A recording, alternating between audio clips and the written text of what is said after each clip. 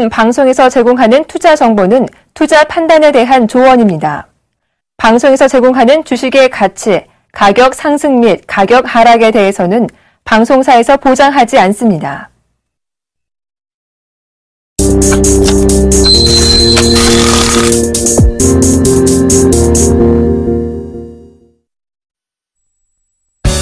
가치 투자는 모두 장기 투자? NO! 밸류밴드 하나면 중단기 매매 타이밍도 완벽히 잡아낸다. 밸류밴드 창시자 신가치 투자의 혁명, 여러분의 성공 투자 길라잡이, 나무누 멘토의 워렌 버핏 2.0 지금 바로 시작합니다.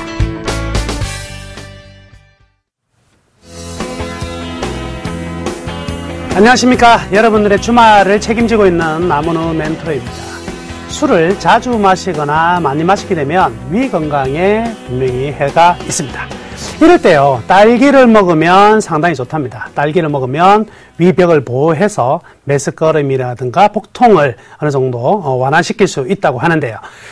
자, 술에는 이 딸기가 효자, 효녀네요. 그러면은요, 여러분들의 투자에는 저 나무누 멘토가 효자, 효녀는 아니겠네요. 효자가 되어드리도록 하겠습니다. 자, 오늘도 높은 수익률을 위해서 대박 플러스 시즌2 본격적으로 시작할 텐데요. 우선 포트폴리오 종목 상담 신청 방법부터 말씀해 드리겠습니다. 우선 전화번호요. 02-3153-2611에서 2번입니다. 그리고 무료 문자 013-3366-0110이고요. 서울경제TV 홈페이지를 통해서도 가능합니다. www.sentv.co.kr 종목 상담 신청 게시판을 활용하셔서 기법 관련한 궁금한 내용이라든지 포트폴리오 전 종목에 대해서 상담이 필요하신 분들은 지체하지 마시고 연락 주시기를 바라겠습니다. 자, 우선요, 오늘 시황 그리고 한 주간의 좀 흐름들 좀 짚어 나가도록 할게요. 오늘은 7포인트가량 하락했습니다. 코스피 2068.54포인트로 마감이 되었네요. 코스닥 또한 570.20으로 전일 대비 0.04포인트 약보합선으로 마감이 되었고요. 환율 같은 경우에도 0.40원 하락했습니다. 1014.00원으로 이제 마감이 되었네요.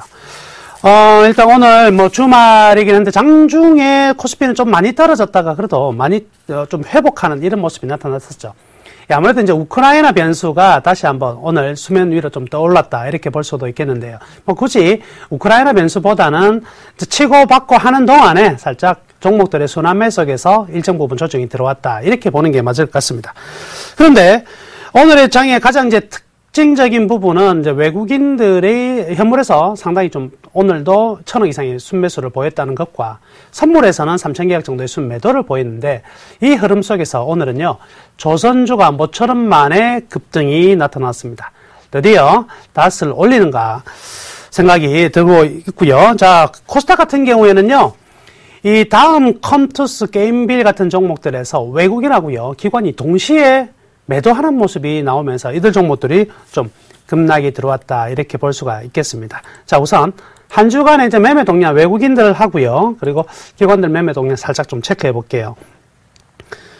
자, 이번 한 주간에요. 외국인들은 이 월요일 날 제외하고요. 월요일은 270억 정도를 팔았지만은 나머지 4일간요. 1,000억 그리고 513억 그리고 1,275억 1,548억으로 계속 이번 한 주에도 매수 기조를 이어가고 있는 모습이고요. 선물 같은 경우 오늘 이제 3,900 정도 팔았잖아요. 그렇지만은 그 앞에 이어진 이 5일간의 매수 규모는 상당했다. 물론 그 앞에 이제 12,000계약을 매도하는 모습이 나왔고, 그리고 매수가 들어왔는데, 그래서 이제 외국인들은요, 거래소 측면에서는 지속적으로 매수를 유지하고 있다. 이렇게 보시면 될 것 같고요. 선물에서는 어떤 흐름이 이제 나온 거냐면, 외국인들이 선물을 팔 때는요, 이렇게 12,000계약식으로 이렇게 굉장히 많이 파는 모습이 나타났다. 그렇지만, 살 때는 어떻게 해요? 2,000~3,000계약씩 꾸준하게 사는 모습이 나타나고 있죠. 그러면 선물에서는 어떤 흐름이 나오는 거냐면, 시장에 공포 분위기를 조성하겠다 이거죠. 한번 때릴 때는 와장창 때려가지고 분위기를 아주 삭막하게 만들고요. 그리고 다시 계속해서 조금씩 모아가는. 결국 외국인들의 포지션이 하방이다 이렇게 생각을 해서 어떤 분들은 이제 9월 선물 만기일 때 충격이 있을 수 있다. 전혀 그렇지 않습니다. 9월 만기 때는 충격이 아니라 오히려 계속해서 강한 급등장이 나올 수 있는 그런 흐름들을 지금 선물에서도 보여주고 있고 현물에서도 보여주고 있다. 그러니까요. 지금은 여러분들이 생각하는 그러한 깊은 조정이라든지 조정이 나오지 않습니다. 또 한간에는 조금 쉬었다고요. 이제 박스권이 다시 시작되는, 즉 박스피가 또 시작되는 거 아닌가 이렇게 생각하시는 분 있는데 아니에요. 그거는요. 여러분들의 생각하는 4년 동안에 갇혀있던 생각들이 오히려 그러한 두려움을 만든다는 거죠. 그래서 이 시장은요. 전혀 박스피가 다시 된다든지 조정이 나올 시장은 아니고요. 완전한 돈의 힘이 얼마만큼 강력한지를 보여주는 장세가 계속될 것이다. 이렇게 말씀해 드릴게요. 다음 한 주 같은 경우에도요. 충분히 시장은요. 상승 기조를 할 겁니다. 물론 이제 우리가 연휴를 앞두고 있잖아요. 연휴를 앞두고 있기 때문에 좀 어느 정도 팔고 기다릴 수도 있는 상황이겠지만 유동성이 풍부한 유동성 장세에서의 특징이 뭐냐면 이러한 실적에 기대하는 것이 아니라 실적이라는 불확실한 이런 것에 기대하는 것이 아니라 유동성 철저히 돈의 힘으로 가는 거거든요. 이럴 때는 연휴가 남겨두고 있으면 어떤 현상이 벌어지냐면 앞에 더 많이 사요. 더 많이 사는 현상이 나타날 수 있다. 그래서 다음 주는요. 오히려 저는 연휴를 앞둔 어떤 관망 장세나 충돌이 발생하는 장세가 아니라 이제 방향은 분명히 잡힌 상태에서 강력한 상승이 나타날 수 있는 그런 타이밍이 아니겠나 이렇게 생각하니까요. 여러분들 걱정하지 마시고 계속적으로 좀 강하게 가자. 대신에 시장의 자금은 분명히 아직은요. 한계가 있는 자금이죠. 이 한계가 있는 자금에서는 쏠림 현상이 나타날 수밖에 없고 순환매가 나타날 수밖에 없다. 그러면은요. 지금은 단기적으로 기술적인 부분과 가격적인 부분 그리고 다음과 컴투스 게임빌 이러한 종목에서 기관과 외국인들의 매도가 나타났다는 것을 본다면 일단 코스닥의 그간 랠리를 보이면서 지수 상승을 이끌었던 종목들이 좀 쉬어간다. 그러면 코스닥 전반적으로 좀 박스권, 좀 쉬어가는 모습이 나타날 것이고 오히려 거래소 쪽에서는 오늘 조선주가 하나의 어떤 모습을 보였냐면 하나의 신호탄을 했다. 여러분들 불꽃놀이 할 때 어때요? 첫 초탄이요. 쫙 올라가거든요. 초탄이 딱 올라갔다 빵 터지고 나면 그 다음 또 빠바바바박 터지죠. 이러한 장세의 서막이 아닌가. 저는 오늘 그렇게 생각했습니다. 일단 다음 한 주도 분명히 여러분들이 생각보다 훨씬 더 강한 장세가 나올 것이다. 이렇게 말씀해 드리면서 지난 한 주 오늘 그리고 다음 주까지 간략하게 정리해 봤습니다. 자, 이제 지난 제가 추천해 드렸던 종목들 한 종목씩 AS 진행해 보도록 하겠습니다. 저의 포트폴리오 한번 보시죠. 제가 가지고 있는 종목입니다. 한섬, 그리고 도레케미칼, 퍼시스, 세종공업, 현대차, 그리고 다음 종목은요. 네, 삼양식품, SKC. 이야, 제가요. 아마 이 대박 플러스를 통해 가지고 이렇게 전 종목 이렇게 플러스 이렇게 나고 있는 적은 아마 처음인 것 같습니다. 굉장한 상승이 나오는데 이게 무엇을 의미하느냐? 자, 밸류밴드가 이만큼 잘 맞아 들어간다는 거예요. 그래서 여러분들이 잘 활용하시라고 제가 막 풀어드리고 있잖아요. 이제 여러분도 사용할 수 있다는 거 아시죠? 자, 한 종목씩 이제 AS 들어가겠습니다. 첫 번째 한섬인데요. 지금 한섬 일단 뭐 밸류밴드를 통해서 말씀해 드릴게요. 자, 한섬이 지금 어느 자리에 와 있습니까? 지금 상승의 이밴드 선에서 살짝 조정이 들어와 있습니다. 그죠? 그렇지만 이 조정은 여기에서 끝날 것은 아니고요. 한 단계 더 올라가면서 33,000원 정도 여기까지 한 번 더 슈팅이 나올 수 있는 자리다. 왜냐하면 지금 환경인 내수주들이 아직까지요.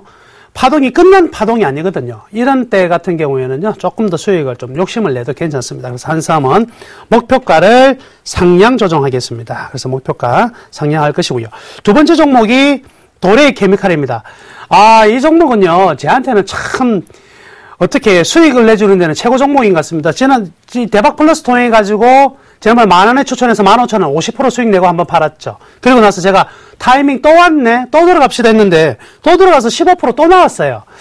야, 훌륭한 기업인데요. 이 기업에 제가 선물을 화환을 하나 보내드리고 싶은 이런 생각이 드네요. 역시, 이제 여기 보시면, 상승의 다시 이제 적정 주가를 타고 앉았죠. 타고 앉았으니까 여기에서 이제 다시 한번 그간의 낙폭에 반하는 상승이 이제 지속될 것으로 생각합니다. 15% 수익률인데요. 좀 더 가져가겠습니다. 그래서 또한 이 종목 또한 충분히 목표가 상향 조정할 것이고요.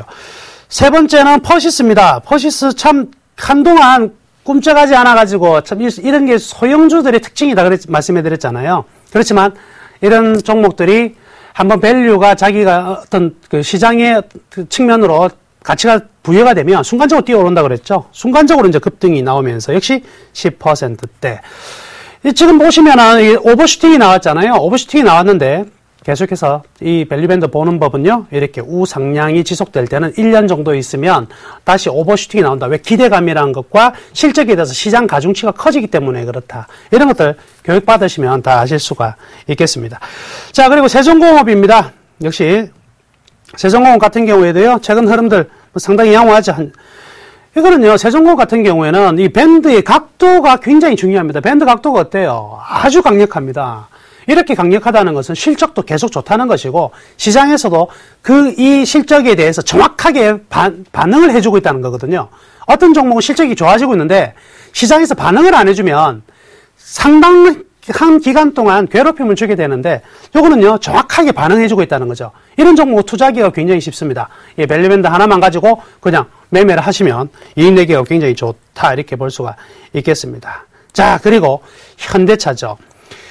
자, 현대차 같은 경우에도요, 드디어 보세요. 현대차 막 지난주 제가 했을 때 그 전주에 막 떨어지니까 또 걱정하신 분 계셨죠? 보세요. 밸류밴드가 이렇게 강력한 상승의 흐름들 속에서 이 바닥까지 왔는데 질러야죠. 이럴 때 질러야 됩니다. 그래서 겁을 내야 될 거는요, 대외적인 충격들이 아니라 자기 자신의 믿음이 없는 거에 겁을 내셔야 돼요. 그러니까 실적을 베이스로 한 투자는요, 사실은 외적인 흐름에 절대 흔들리지 않습니다. 이런 흔들리지 않는 믿음이 여러분들의 수익을 만들어내는 거죠. 흔들리지 않는 믿음, 침대선전 비슷한 것 같은데요. 그건 아니고요. 주식 투자는 항상 실적과 가치에 그 믿음을 가질 수 있는 것들이 생긴다. 이제부터 스타트예요. 현대차, 이제 오늘 기아차가 굉장히 많이 올라갔죠. 현대차나 기아차나 그나물의 그 밥인데, 이것들 쉽게 이제부터는 떨어지지 않습니다. 아주 강력한 9월장에 아주 매력적인 종목으로 분명히 등극할 것이다. 어떤 분들이 이제 이렇게 물어보시는 분들 많아요. 삼성전자가 좋냐, 현대차가 좋냐, 어떻게 생각하십니까? 저는요, 단연컨대, 현대차가 좋습니다. 현대차가 가장 매력적인 자리에 와 있다. 이렇게 말씀해 드릴게요. 자, 그 다음에 제가 좋아하는, 이 기업을 좋아한다 그랬죠. 삼양식품. 역시 차근차근히 올라가고 있습니다. 지금 3.4% 수익률 달성인데요. 오버슈팅 했던 거 다 반납하고, 이제 적정주가까지 떨어진 상태에서 적정주가에서 어떻게 되죠? 올라가죠. 제가 이 밸류밴드를 통해서 항상 말씀해 드리는 것은 어떤 것이냐면, 이 실적과 가치를 통해서 만들었는데 시장이 이 기업의 실적과 가치에 대해서 어떻게 정확하게 반응을 해주느냐. 반응만 잘해주면 수익 내기 굉장히 쉽다 그랬잖아요. 이 종목 보세요. 반응을 정확하게 해주죠. 그럼 수익이 내기가 가장 좋아요. 아직도 이 종목은요, 이제 스타트하는 부분이고 상당 부분 수익의 어떤 폭을 남겨두고 있다. 이렇게 말씀해 드리겠습니다. 자, 마지막으로 SKC입니다. SKC도 탄탄한 흐름이죠. 오늘 같은 경우는 조금 2% 정도 쉬긴 했는데요. 우려 없습니다. 지금 밸류밴드가 이미 쭉 하방에서 상방으로 전기를 시켰기 때문에 항상 말씀해드렸지만 적정주가선이 가운데선인데 적정주가선이 올라가면 주가는 적정주가선 위에서 놀게 되고 떨어질 때는 적정주가선 밑에서 놀게 된다. 이렇게 말씀해드렸었죠. 이제 타고 올라가는 서서히 비상하는 단계니까요. 계속해서 보유하시면 되겠네요. 따라서 저의 추천 종목 모두 다요.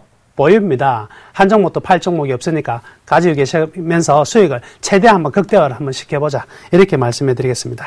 자, 지난 추천 종목의 AS까지 진행해 봤고요. 오늘 본격적으로 나무의 워렌 버핏 2.0 강의 시작하도록 하겠습니다.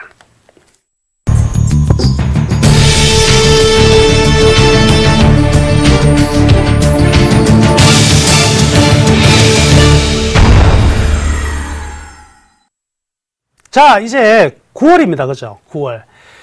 8월 달에는 시장이 조금 쉬었어요. 쉬는 동안에 코스닥이 좀 많이 올라갔는데, 저는 9월 달, 이제 2차 랠리가 스타트 된다. 이 2차 랠리는 분명히 여러분들 생각보다 강력한 2200을 넘어서 2300을 향하는 흐름이 분명히 나올 것이다. 이렇게 말씀해 드릴게요. 그 힘의 원동력은 어디에 있냐면 바로 유동성에 있다. 지금 장세에서 그래서 이번 9월 달에 대한 수급적인 부분은 오늘 굉장히 많이 챙겨드리는 강의를 하게 될 것인데요. 원래 이렇지 않습니까? 기업의 실적이 좋아야 주가가 올라간다. 맞는 이야기입니다. 근데 장세라는 것은요, 때에 따라서는 기대감으로 좀 먼저 출발할 때가 있고 또 기대감이 없어짐으로써 실적이 개선되었음에도 출발하지 못하는 경우가 있거든요. 지금 장세는요, 분명히 어떤 장세냐면 돈의 힘입니다. 돈의 힘과 그리고 경기, 이 매크로 변수에 의한 힘의 상승이다. 이렇게 말씀해 드릴게요. 근데 개인 투자자분들이요, 이제 미국하고 우리나라하고 주가 관계가 굉장히 이제 그 상관관계가 높았을 때는 아침마다 나스닥 어떻게 됐노? 이렇게 보신단 말이죠. 근데 요즘에는 미국장 보시는 분 아무도 없죠. 봐봐야 뭐 우리나라 시장에 영향을 안 미치니까. 그러면서 미국 시장을 안 보면서 이제는 뭐까지 안 보는 줄 아세요? 아예 외국을 안 본다는 거죠. 근데요, 우리나라 지수가 작년, 재작년 미국 증시가 이렇게 홈런을 치는 동안에 우리나라 증시가 계속 박스권에 있었던 가장 큰 이유는 미국이 아니라 어디에 있는 거죠? 중국에 있었거든요. 최근에 제가 이렇게 뭐 세미나나 이런 자리를 통해 가지고 오신 분들한테 여쭤봐요. 중국 지수 요즘에 어떻게 되고 있는지 아세요? 라고 물어보면요, 아무도 몰라요. 중국 보는 사람이 아무도 없습니다. 혹시 이 방송을 보고 계신 분, 중국 증시 어떻게 되고 있는지 아세요?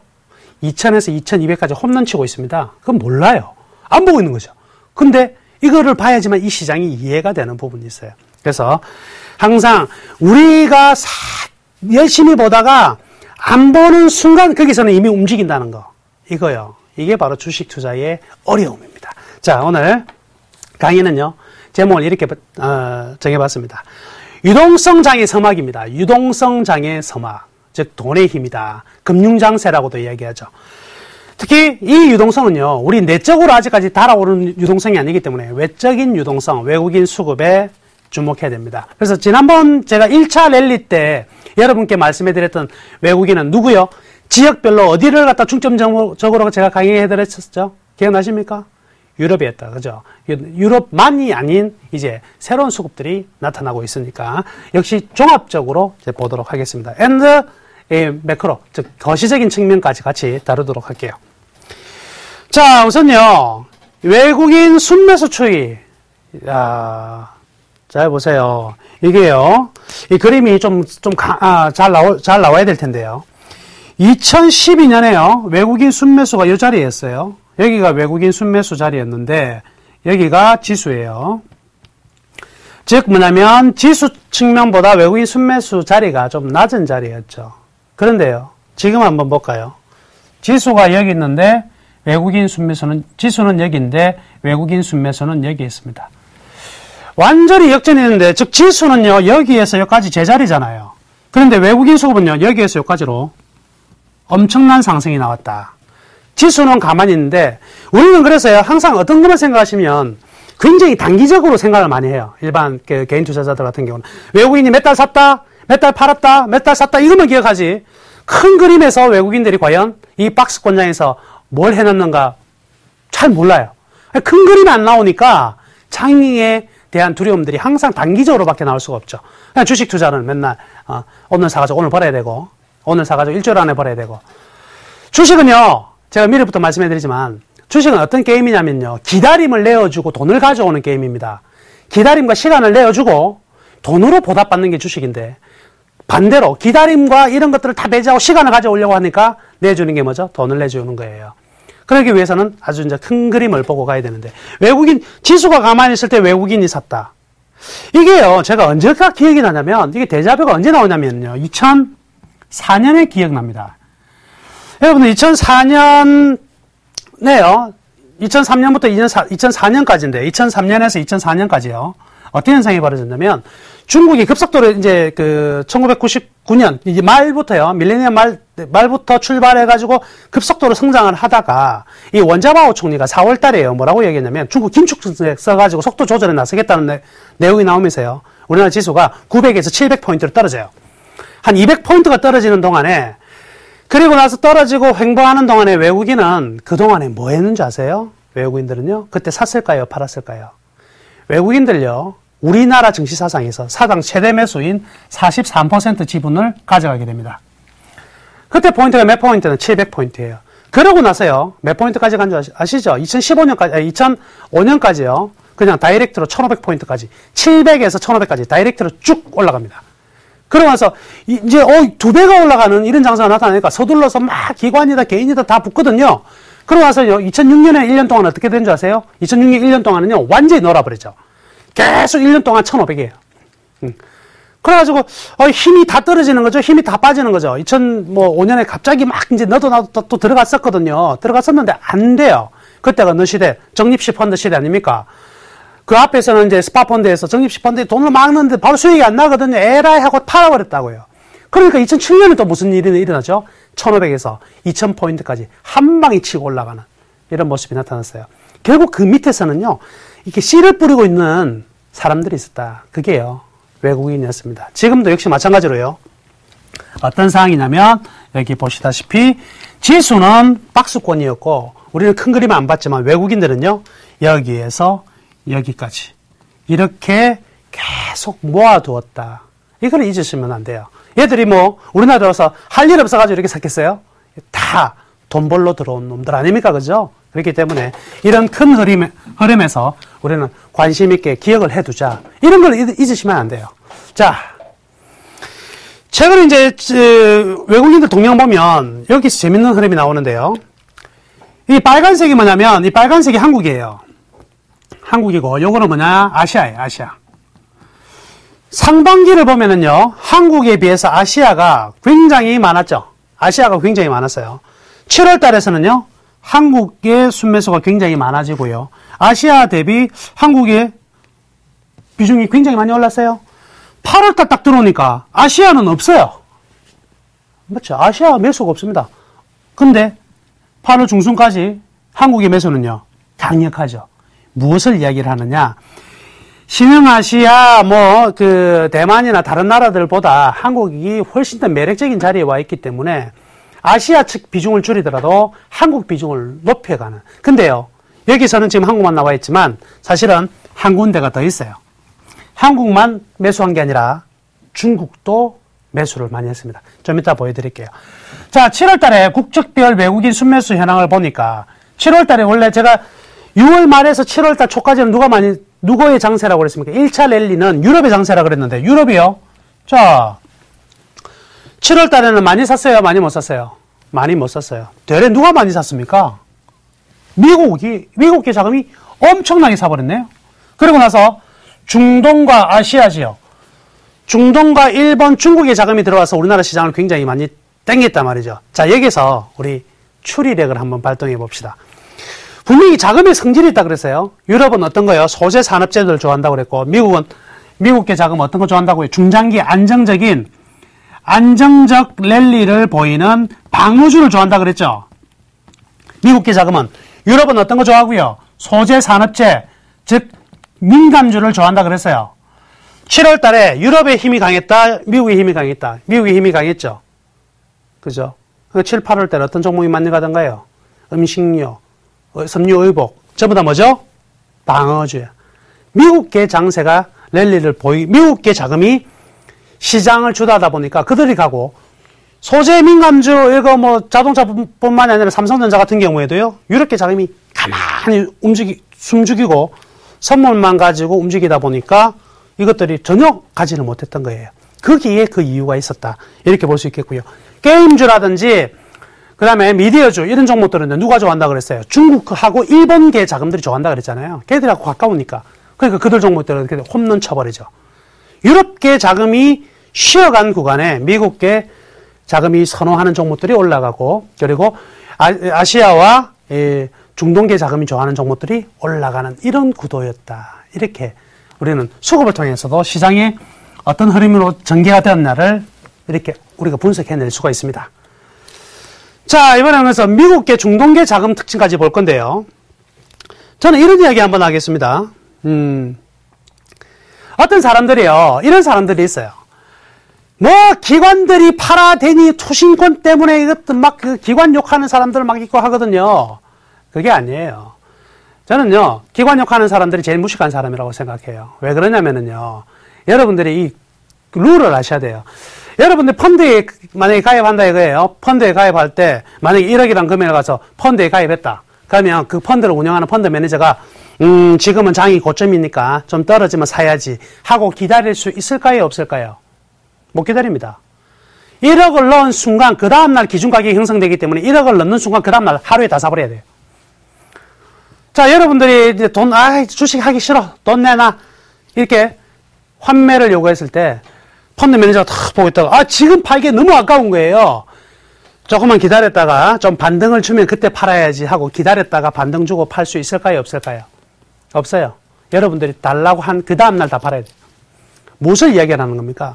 투신의 매수와 매도는요, 누구의 책임이냐면 기관의 책임이 아니라 바로 개인들의 책임이에요. 그걸 누구한테 뭐 이렇게 전가를 하는 거, 이거는 의미가 없다. 즉요, 제가 말씀해드리고 싶은 내용은 뭐냐면, 펀드에는 돈이 들어오면 반드시 사게 돼 있는 것이고, 펀드에 돈이 나가면 반드시 팔게 돼 있는 구조라는 거죠.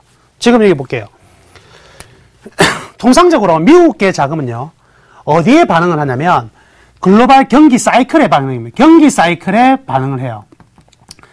즉, 우리나라의, 이제 미국계 자금은 어떻게 생각하냐면, 우리나라의 기업이 어떤 기업이 실적이 나는 거는 차지해 두고, 우리나라의 경기가 살아나고 있느냐, 죽어가고 있느냐를 판단해서 펀드에 자금이 들어오고 나가고 하는데, 지금 여기 보시면, 미국계 자금의 순매수가 어떻게 되죠? 글로벌 PMI가 높아져 가니까 지금 계속 유입이 되고 있다. 즉 뭐냐면, 이제 아시아에 투자할 수 있는 4가지의 펀드, 인터내셔널 펀드, 글로벌 이머징 마켓 펀드, 그 다음에 아시아 펀드, 일본 제외, 그 다음에 태평양, 패시픽 펀드, 이 4개의 펀드로 돈이 계속 들어오고 있다는 거죠. 돈이 들어오면 어떻게 해야 된다고 그랬죠? 무조건 사야 된다. 다만요, 돈이 들어온다고 해서 반드시 한국만 사는 건 아니에요. 작년에도 분명히 돈이 들어왔는데, 어디만 사던가요? 대만만 사더라. 왜 대만만 사느냐? 대만의 시가총액 60%는 IT고, 그 60% 기업의 70% 수출의 대상국이요, 미국입니다. 그러니까 미국과 굉장히 밀접한 나라죠, 대만은요. 과거에는 일본이었지만 지금 아니에요. 대만도 미국의 IT 경기하고 그대로 매칭이 되다 보니까 미국의 IT, 애플과 구글과 이런 것들이 올라가는 동안에 대만은 바로 수혜를 받지만, 우리는 미국과의 상관관계보다 어디 쪽 상관관계가 커지고 있죠? 중국의 상관관계가 커지기 때문에 템포가 다른 흐름이었죠. 대만이나 신흥아시아에 쏠려든 자금들이 이제는요, 한국의 매력을 가지고 들어오고 있는 상황이다. 그러니까 펀드 자금이 들어오니까 무조건 사는데 어디를 살 것이냐의 선택에서 아까 뭐 보여드렸죠? 아시아와 한국이냐? 한국이다. 그렇죠? 그래서 지금은요, 미국계 자금은 계속적인 매수가 될 것이다. 이렇게 판단해 볼 수가 있겠고, 중동계 자금도요, 굉장히 많이 들어왔습니다. 근데 중동계 자금 참 재밌어요. 여러분들 상인 있잖아요. 장사를 갖다 누가 잘하냐면, 전 세계에서 누가 제일 잘합니까? 중국요? 아니에요. 우리가 상인이라 하면요, 대표적인 주자가 있어요. 많이들, 이제 딱 제가 말씀드리면 아실 건데, 상인 하면은요, 아라비아 상인이에요. 아라비아 상인. 원래 아랍 중동 사람들이요, 장사 무지하게 잘합니다. 소련이라는 나라가 이제 과거 이제 있었잖아요. 지금 러시아로 이제 바뀌었지만, 바뀐 게 아니라 사실은 소련 연방이니까 그 15개 나라가 독립을 해버리죠. 그러면서 러시아만 남아있는 건데, 그때 당시에 이제 러시아를 가보면은요, 그 지역에 제일 잘 사는 사람들은요, 거의 다 아르메니아인들이 많아요. 그래서 아르메니아인들은 전부 다 잘 산다 그러는데, 그게 어디냐면 중동이에요. 중동이 붙어 있어요. 아르메니아. 그래서 이 사람들은요, 뭘 해도 장사하는 데는 정말 대단한 실력을 가졌어요. 저는 뭐 러시아 갔을 때도요, 한국의 에세 담배가 러시아에서 지금 한 10년 전이죠. 여자들이 가장 좋아하는 담배가 에세예요. 그래서 저는 한국에서 담배 수출하는 줄 알았습니다. 아니에요. 그 담배를요, 이 중동에서 전부 다 통째로 한 목이 사가지고요, 그쪽에다 수출합니다. 조금씩. 이야, 얘들은요, 정말 장사를 잘하는데, 얘들은 이제 그런 성향에서 투자가 어떤 성향이 나오냐면, 얘는요, 중동에는 쌌을 때 모아두고 가만히 가지고 있다가 비쌀 때 파는, 시간을요, 철저히 내어주는 그런 투자랍니다. 그래서 경기를 따라가는 매수와 매도하는 것이 아니라 쌌을 때만 담아요. 쌌을 때만 담았다가 팔만하네 한번 팔아버리는, 자, 이런 구조인데, 지금 어떠냐면 올해 들어서 여기 이 빨간색을 보시면 어떻게 되죠? 가장 많은 기조적인 매수를 보여주고 있다. 얘들도 어떻게 인식하고 있다는 거죠? 한국 시장이 제일 싸다. 그러니까 국부펀드가 가만히 있지 않고 이거 담아야 된다고 강력하게 담는 모습이 나타나고 있다는 거죠. 그래서 자, 유럽뿐만 아니라 미국계 자금, 중동계 자금 계속 들어오고 있는 점 나왔고요. 여기서 아까 이제 말씀해 드렸는데, 이머징 ETF, 즉 펀드입니다. 그죠? 펀드에 자금이 이렇게 들어오잖아요. 이렇게 들어오는데, 자, 보세요. 지금 ETF 자금의 국가별 비중을 보면 넘버 1이 어디예요? 한국. 원래는 넘버 2가 어디였냐면 대만이었어요. 그럼 대만에서 바뀌었어요? 어디로요? 두 번째 중국이다, 중국. 대만보다 중국을 훨씬 더 많이 산다. 그러면 중국하고 이 밀접한 나라 어디예요? 한국. 그러니까 한국과 중국이 지금 ETF 자금의 유입이 제일 많이 들어오는 거죠. 자금이 들어오면 무조건 사는 거거든요. 이 부분이 스타트되었다. 그래서 미국계 자금이 지금 빠져나갈 수 있는 자리가 아니에요. 계속해서 돈이 들어오는데 어떻게 팝니까? 계속 살 수밖에 없는 환경이다. 그러니까 아까 말씀해드렸다시피 지금 중동계 자금은 싸다고 생각하기 때문에 올해 들어서 계속 매수를 했고 미국계는 자금이 일단 들어오니까 집행이 되는 부분이다. 그런데요. 왜 한국과 중국을 많이 살까? 이유가 있다는 거죠. 이거 보겠습니다. 지금 여기에 이게 뭐냐면 중국의 글로벌 상대 강도고요. 밑에 이게 한국의 글로벌 상대 강도예요. 지금 2013년에 기준으로 했을 때요. 100이었으면 어때요? 세계 지수가 올라가든 말든 그냥 한국이나 중국이나 그냥 내리 계속 밑으로 한도 끝도 없이 고자져 내렸죠. 그러니까 누구 때문에 우리 한국은요. 한국 지수는 이렇게 가야 된단 말이에요. 최소한. 그런데 한국 지수가 이만큼 이렇게 떨어져 있습니다. 왜 그러냐면 중국 지수가 더 많이 떨어졌거든요. 중국이 이렇게 밑으로 가버리니까 한국이 여기 가야 되는 게 최소한 여기나 여기 가야 되는데 중국 때문에 이렇게 계속 미끄러져 나온 거예요. 그런데요. 자, 여기 보시죠. 중국이요. 여기에서 이게 2000포인트거든요. 2200까지 그냥 확 올라버렸습니다. 10%가 하면서 7월 달에서 8월 달요. 10% 그냥 지수가 올라버렸어요. 우리가 지금 왜 지수가 오르는지 거의 뭐 잘 모르시는 간단합니다. 중국이 오르기 때문에 그래요. 그러니까 어떤 현상이 벌어지냐. 중국이 글로벌 대비 강세를 보이니까 한국도 글로벌 대비 강세로 전환이 되더라.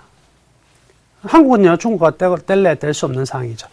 이렇게 중국의 증시와 한국의 증시가 밀접하게 다시 한번 강세로 간다. 근데 강세로 가는데 그 이유가 아까 외국인들이 많이 들어왔다 그랬잖아요. 그게 사실은 이런 이유가 있더라. 봅시다. 이게요, 한국과 중국의 이익 전망치예요. 올해 초에 중국의 이익 전망치 엉망입니다. 올해 중국 망했다. 뭐 이런 내용까지 들었다가 지금 어떻게 됐냐면 7월 달에요. 이익 전망치가 이렇게 많이 올라갑니다. 이게 이익 전망치가 이렇게 올라가요. 이렇게 올라가니까 우리나라 측면은 가만 보니까 중국의 이익이 굉장히 많이 늘어나? 그럼 우리도 이걸 많이 얻을 수가 있겠죠. 그딴에 딱 어떻게 되느냐. 한국도 중국의 이익이 급속도로 증가될 거라고 생각이 되니까 한국도 끝단에서 변하기 시작한다. 그래서 어떤 현상이 벌어지냐. 코스피 앞으로의 1개월 전망에 대한 이익의 기대치가 끝단에 살짝 돌아서 나가더라. 즉 이제 결론이 나온 겁니다. 어떤 결론이 나오냐면 왜 미국계 자금과 중동계, 유럽계 자금은요, 분명히 유럽의 금리 인하와 TLTRO 때문에 한국으로 들어왔다 그랬어요. 그래서 1차적으로 매수를 했고, 미국계 자금은 왜 사느냐 봤더니만, 일단 ETF로 자금이 많이 들어온다. 그래서 아시아냐, 한국이냐를 선택해야 되는데, 왜 한국을 택했을까? 중국의 이익이 증가되는 것으로 예상이 되고, 그에 따라서 한국의 반사적인 이익이 나올 것으로 생각되니까, 한국과 중국이 매력 있어지는 거고요. 그래서 매수를 계속하는 것이고 중동계 자금은요. 한국은 아직까지 분명히 충분히 싸다는 생각을 가지고 있기 때문에 매수가 들어오는 거고. 그럼 이렇게 자금이 빠져나갔을까요? 천만에 유럽의 경기 다시 침체 국면이죠. 나갈 수가 없다. 이것들이 종합되어 가지고 유럽계 자금은 지금 집행할 수 있는 자금이 대기 자금이 한 6에서 7조, 5에서 6조 정도 남아있는 상황이라면 이 시장은요. 이미 판이 끝났죠. 매크로적 측면으로 한국의 순이익 측면에서 성장, 그리고 중국의 이익과 맞물리고 수급이 맞물리니까. 그래서 이 수급의 가장 기본적인 베이스는 경기에 분명히 존재를 했다. 그러니까요. 결론입니다. 그죠? 걱정하지 마시고 강력하게 이 시장을 버티셔야 됩니다. 그리고 거기에 맞게끔 여러분들이 설계를 잘 하셔야 되고 소재민감주들부터 시작해서 그래서 대형주들요. 강력하게 공략하시기를 바라겠습니다. 자, 이렇게 나훈의 워렌 버핏 2.0 유동성 장세의 시작의 강의는 마치도록 하겠고요. 이제는 시청자분 전화 연결을 통해서 시청자분의 포트폴리오 점검해 드리도록 하겠습니다.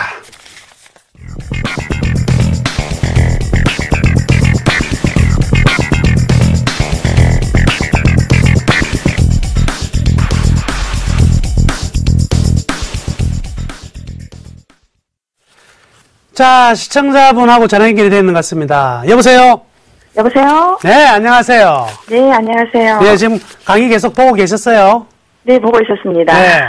뭐 좀 자신감이 좀 생깁니까? 예, 빨리 주식을 많이 사야 되겠다. 예, 맞습니다. 빙고.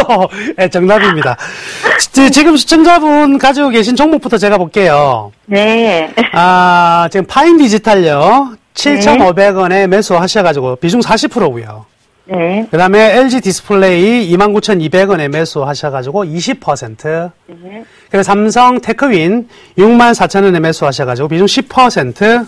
그리고 BH 11,200원에 매수하셔가지고 10%. 이러네요. 네.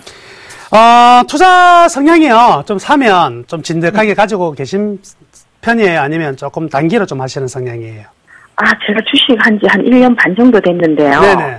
이제 처음에 사가지고 제가 오래 갖고 있고 싶어서 그런 게 아니고 손실이 자꾸 나가지고. 그렇죠. 우리의 장기 투자는 물리면 장기 투자예요. 네. 그렇습니다. 그래가지고 좀 템포가 조금 짧아지긴 하셨죠? 그래서 제가 이거 파인 디지털 같은 경우에도 네네. 중간에 제가 좀 많이 더 샀습니다. 근데 파인 디지털 같은 경우에는요, 7,500원에 굉장히 잘 사셨네요. 이거 뭐 보고 사신 거예요? 저는 이거 2013년 4월쯤에 11,000원에, 11,000원대에서 처음에 샀거든요. 예. 그래서 자꾸 빠지길래 자꾸 사가지고, 네. 지금 단가가 이렇게 됐습니다. 7,500원. 그래가지고 지금, 아니고. 이야, 물타기의 성공 케이스네요. 자꾸 내리니까 어쩔 수 없이. 네네네. 자, 한 종목씩 말씀해 드릴게요. 저는 이제 네. 항상 진단하고 종목 선정할 때 뭐 보고 하는 거 아시죠? 실적과 가치를 연결한 밸류밴드 네. 가지고 한다 그랬습니다. 네. 자, 파인 디지털 한번 볼까요? 파인 디지털 여기 지금 보시면은 지금 전체적인 밴드가 어떻게 올라가고 있나요? 떨어지고 있나요? 올라가고 있는 것 같아요. 올라가고 있죠? 네. 예, 실적이 아주 좋아지고 있다는 겁니다. 그러니까 이런 종목들은요, 너무 빨리 파시면 안 돼요. 네. 그래서 비중이 이렇게 높은데, 네. 더 갈 수 있으니까 기분 좋으실 것 같습니다. 그래서 그렇습니까? 네. 계속 가져갑니다. 계속 보유하셔가지고, 요거는 한 11,000원대까지는요, 어렵지가 않을 것 같아요. 네, 알겠습니다. 네, 그러니까 우리 11,000원까지 한번 계속 한번 걸어가 보시자고요. 네. 네, 축하드립니다. 두 번째, 자, 삼성 테크윈입니다. 요게 참 애매기죠. 죄송합니다. 네, 정말 이런 너무 많이 내려서. 예, 뭐, 삼성 테크윈이요. 뭐, 거의, 이렇게 주가가 이렇게 급락이 들어오는 거죠. 이렇게 급락이 들어오는 걸, 참 삼성 주식이 우리가 참 안전하다고 생각하는데, 예, 아닙니다. 그죠? 근데, 한번 얘기해 보세요. 우리 가운데 선이요. 이 회사의 적정한 주가거든요.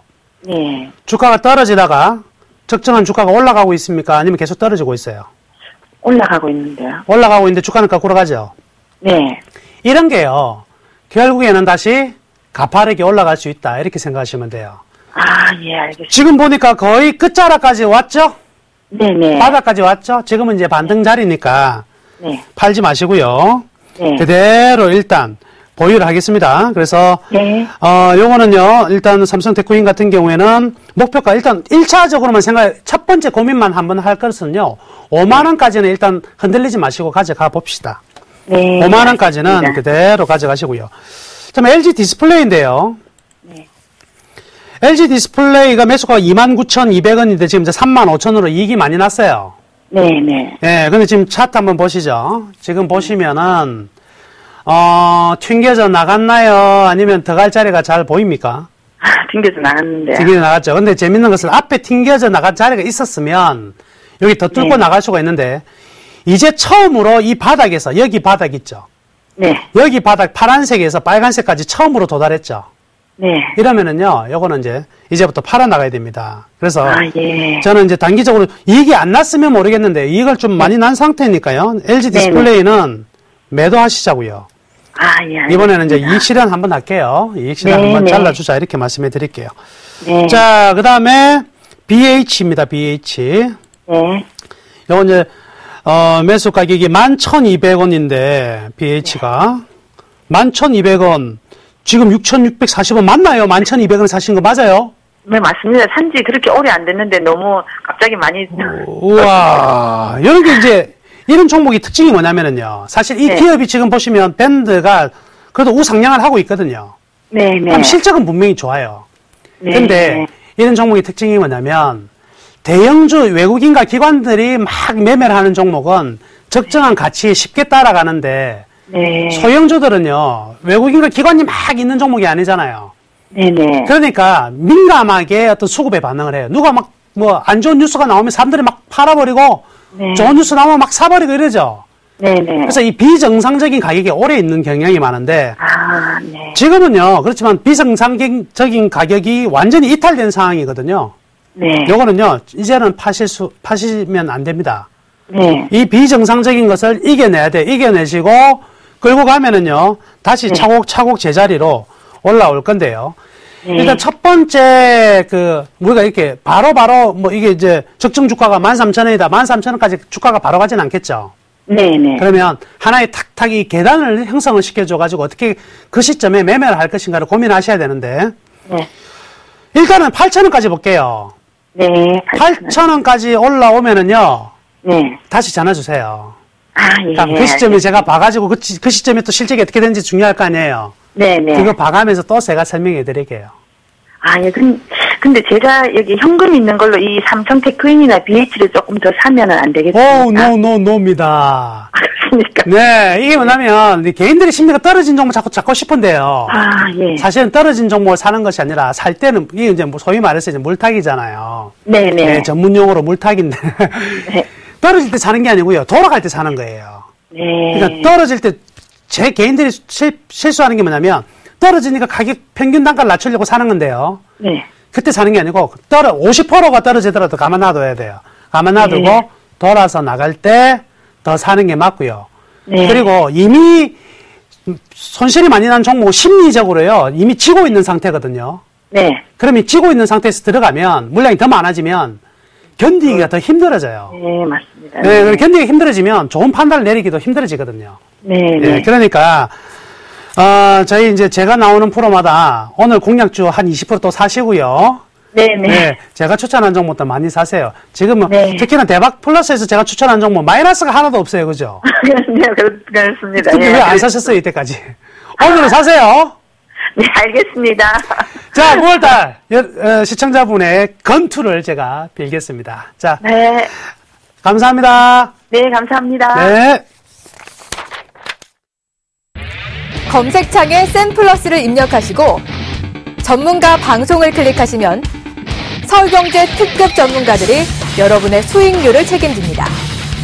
오늘 밤 10시 멘토들의 무료 방송이 준비되어 있고요.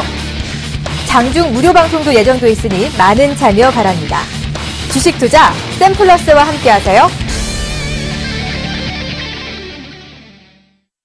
자, 이제 승승장구하고 있는 대박 플러스 남은우의 추천 종목입니다.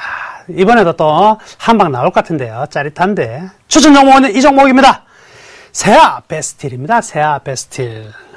세아 베스틸, 세아제강, 세아그룹, 그죠? 예. 세아 베스틸. 일단 뭐 스틸 들어갔으니까 철강업종이고, 철강 중에서 특수강. 예. 어떤 일정 부분에, 선박의 어떤 특수한 부분들, 이런 부분이 들어가는 부분이라고 보시면 되겠습니다. 세아그룹요. 자, 한 개씩 좀 훑어보면은요. 이 기업이 작년에 이 공장을 굉장히 많이 다시 증설을 했어요. 근데 이 공장 증설 효과가 2분기에 확실히 나타났습니다. 2분기 실적이 굉장히 좋게 나타났는데, 2분기가 바로 시작이다. 2분기가 시작이다. 따라서 3, 4분기로 넘어갈수록 더욱더 이 실적이 가속하는 증가되는 부분이다. 이렇게 볼 수가 있겠습니다. 두 번째, 이 회사가요, 포스코 특수광을 M&A를 했습니다. 이 포스코 특수광이 사실은요, 시장에 매물로 나올 종목은 아닌데요. 포스코하고 워낙에 밀접한, 아주 긴밀한 관계를 맺고 있다 보니까, 포스코 특수광을요, 이 세아베스틸이 인수를 했습니다. 그래서 특수광 부분에서 인수를 하면서 그냥 메이저로 빵 올라왔거든요. 그런데요, 하나 더 남아있는 게 있어요. 그게 바로 동부특수광이에요. 동부특수광. 동부특수광이 또 시장에 매물로 나왔다고요. 요게 굉장히 중요한 부분입니다. 요거 갖다가 가져갈 기업은요, 딱 두 군데밖에 없어요. 제가 봤을 때는 현대제철 아니면 바로 이 세아에서 가져가야 됩니다. 이 둘 중에 누가 가져가느냐 고민을 좀 해봐야 되는 부분인데요. 지금 제가 봤을 때는요. 이 세아 쪽이 즉 세아베스트 이 기업이 인수할 가능성이 좀 더 많을 것 같아요. 벌써부터 사전적으로 지금 굉장히 움직임을 강하게 가고 있거든요. 그러면 요거를 인수하게 되면은 어떤 현상이 벌어지냐면요. 포스코 특수광의 동부 특수광, 세아베스트 세 개가 합병이 되면 어떻게 되느냐? 세 개 1위가 돼버려요. 특수광 부분에서는요. 바로 내년도 랭킹 1위로 치고 올라갈 수 있는 그런 이제 거의 비슷한 탑 클래스로 올라간다는 거죠. 그런데 여기에서 만약에 우리나라 글로벌에서 철강업이나 조선업이 살아나게 돼버리면요. 요거는 그냥 1위로 바로 올라가 버립니다. 그러면요. 한 분야에서 1위를 한다는 것은요. 1위에 대한 프리미엄이 존재하죠. 그래서 만약에 현대제철 쪽에서 이걸 가져간다. 동북특수광을 가져간다. 그런다고 현대제철이 1등 되는 건 아니죠. 그죠? 특수광. 그래서 실질적으로 어디에 인수될지는 모르겠지만 만약에 인수가 된다면 현대제철로 가면은 큰 이슈가 아니에요. 주가 상승에도 별로 큰 영향을 안 미치겠지만 세아베스트로 가게 되면 주가에 큰 도움이 될 가능성이 많아요. 유력한 부분은 바로 저는 세아베스트 쪽이 더욱더 좀 매력적으로 인수 가격을 제시하지 않을까 이런 생각을 하고 있고요. 지금 이제 이 역시 철강업 좀 다 마찬가지겠지만 대형 단조 부분에서 손실이 계속 났었어요. 이게 이제 13년 굉장히 좀 안 좋았던 부분이 있었거든요. 근데 이 부분이 이제 손실이 계속적으로 줄어듭니다. 손실이 줄어들면서 자 이제 어떤 상황이냐면 조선업종이 이제 지금 수주가 한 개씩 나오고 있잖아요. 조선용 특수광의 수요가요. 완전히 바닥을 2분기에 쳤거든요. 2분기에 쳤기 때문에 3분기 회복, 4분기까지 늘어나게 된다면 이 기업은요. 이 공장도 증설해놨다. 그죠? 생산량을 굉장히 늘려놓은 상태에서 뭐만 오르면 가격까지 올라버리면 레버리지가 뻥 하고 튀어오르고 만약에 이것까지 된다면 아이고 이게 주가 어찌 될지 심히 걱정되네요. 그만큼 지금 내용이요. 나쁜 내용이 안 보입니다. 정말 좋은 내용인데 나쁜 내용이 하나도 없거든요. 그럼 이제 항상 그거잖아요. 좋은 내용을 가진 종목들은 뭐도 좋다. 뭐가 돼 있는 상태예요. 주가가 전부 다 높단 말이죠. 근데 자 실적 한번 먼저 체크해 볼게요. 자 13년 아까 대형 단조 부분에서 손실이 나면서 매출액도 줄고 이익도 줄고 이랬죠. 근데 13년 하반기부터 어떻게 됩니까? 매출액 증가세로 돌아섰죠. 그 다음에 영업이익 자리 잡았죠. 2분기, 3분기 2공장 증설로 캐파, Q, 가격 늘어나죠. PQ가 늘어나면 요거는요. 이미 펀더멘탈 쪽에서는 게임 끝. 걱정할 게 하나도 없네. 완전히 터닝 포인트가 나왔네요. 실적 측면에서는. 그러면 한 가지밖에 볼 게 없습니다. 뭘 볼 수 있습니까? 예, 밸류밴드예요. 밸류밴드 보시는 분은 여러분들 꼭 교육을 받으셔야 돼요. 자, 이게 볼게요. 여기가 제 바닥인 거 이제 눈에 보이시죠? A 포인트. 여기서도 아까 어떤 종목은 LG 디스플레이가 똑같네요. 쭉 달려가가지고 B 포인트까지 올라왔어요. 그 시점에 오늘 와장창 급락이 들었습니다. 오늘 급락 들어왔어요. 그 급락 이유가 뭐냐면 2대 주주가 150만 주를 블록딜을 대량 매매를 통해서 매도를 했거든요. 그러니까 이거 뭐 왜 매도했지? 이거 모르겠다. 일단 팔자. 그래서 와장창 나왔는데요. 그건 아닙니다. 왜 떨어졌느냐? 요 매도는 거짓말이고 보세요. 가치 측면으로 바닥에서 한 번에 왔으니까 조정받을 수 있는 자리죠. 근데 이 조정이 요만큼 이제 적정 주가선까지 떨어질 수 있느냐? 여기까지 각도는 이만큼인데 여기 있을 때 각도는 더 올라가거든요. 그리고 현재 여기를 B 포인트 돌파한 오버슈팅이 나온 게 아니기 때문에 저는요 이 C 포인트에서 자리를 잡을 것으로 저는 판단합니다. 그래서 더 이상 추가적으로 떨어지기보다는 밸류밴드의 하반부 상방 부분 C 포인트에서 터치를 해주고 올라갈 가능성이 많다. 그래서 매매 전략은 바로 이렇게 세울게요. 매수 가격은요 35,000원입니다. 매수 가격은 45,000원이고요. 3개월 목표가는요 4만원 잡아드리겠습니다. 4만원 잡고요. 손절미가 32,000원 이렇게 잡도록 하겠습니다. 세아베스틸 4만원에 끝날 거는 같지는 않은데 일단은 짧게만 잡아봤어요. 왜냐하면 지금 순간적으로 급락이 되었기 때문에 변동성은 좀 있겠습니다만은 충분히 여러분들이 수익 내는 데는 지장이 없다 이렇게 말씀해 드릴게요. 자, 지금까지 남은우의 워렌 버핏이었습니다. 다음 주요 여러분들 수익 많이 내시고요. 강하게 현금 남기지 마세요. 주식 사야 됩니다. 감사합니다. 다음 주에 뵙겠습니다.